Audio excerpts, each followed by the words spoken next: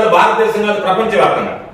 అటువంటిది లేఖ రాసిన తర్వాత ఆ లేఖ నీకు రాసింది, చంద్రబాబు నాయుడు గారికి రాసింది, లోకేష్ కి రాసింది, పవన్ కళ్యాణ్ గారికి రాసింది. ఇంతమందికి లేఖ రాసి తన బాధ, ఇతని వ్యక్తిగత జీవితం, ఇతని యొక్క శైలి, వ్యవహార శైలి ఏ విధంగా ఉందనేటువంటిది ఉటంకిస్తూ ప్రత్యేకించి మహిళల పట్ల ఇతను ఏ విధంగా ప్రవర్తిస్తాడనేటువంటిది స్పష్టంగా దాంట్లో పేర్కొనడం జరిగింది.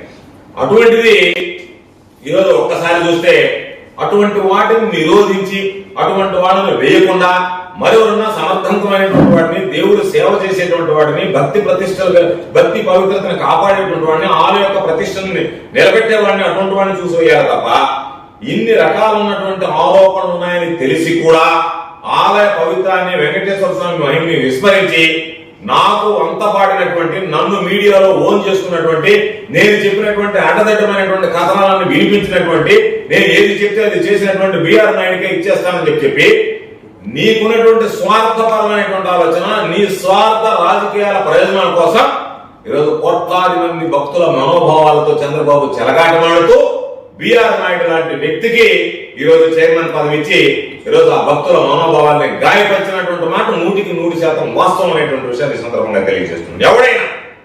మనం ఎవరైనా ఉదాహరణ తీసుకున్నాం, చంద్రబాబు నాయుడు గారిని మేము ప్రశ్నిస్తున్నాం. నువ్వు మాట్లాడితే నాకు దేవుడి మీద భక్తి, విశ్వాసం, అదట్ట నన్ను మించినటువంటి వాడు లేదు, వెంకటేశ్వర స్వామి భక్తుడు కంటే దేవుడు భక్తుడికి నిజంగా భక్తి విశ్వాసం ఉంటే నువ్వు ఇటువంటి ఆలోచన చేసేవాడివా? భక్తి ఉన్నవాడు ఎవరైనా ఇలాంటి వాళ్ళ మీద ముందే, నియామకానికి ముందే, నువ్వు నియమించక ముందే, నియామకానికి ముందే ఇటువంటి ఆరోపణలు వస్తే దాని మీద విచారించకుండానే నువ్వు ఆయన్ని చైర్మన్ గా వేసావంటేనే నీకు భక్తి, నీకు నిజంగా వెంకటేశ్వర స్వామి మీద భక్తి అనేటువంటిది ఉందా? మీకు భక్తి లేదనేది అర్థమైపోయింది, శ్రద్ధ లేదనేటువంటిది అర్థమైపోయింది, నిష్ఠ లేదనేది అర్థమైపోయింది.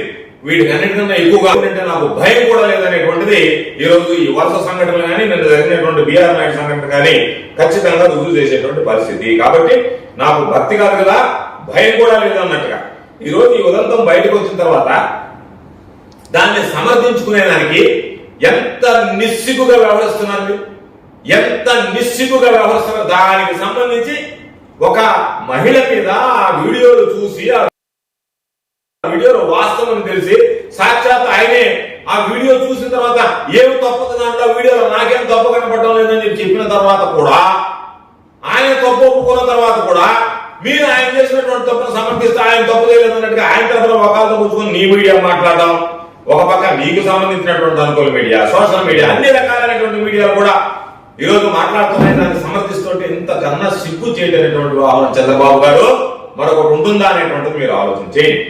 కాబట్టి మీరు ఆయన ఏదో ఒక మీడియాని నడిపినట్టుగా, ఆయన ప్రపంచానికి నీతులు చెప్పేటువంటి వాడికి ఈరోజు మీరు ఏ విధంగా మాట్లాడుతున్నారంటే ఎదుటి వాడికి చెప్పేదానికి నీతులు మేము ఆచరించడానికి కాదు అన్నట్టుగా చంద్రబాబు నాయుడు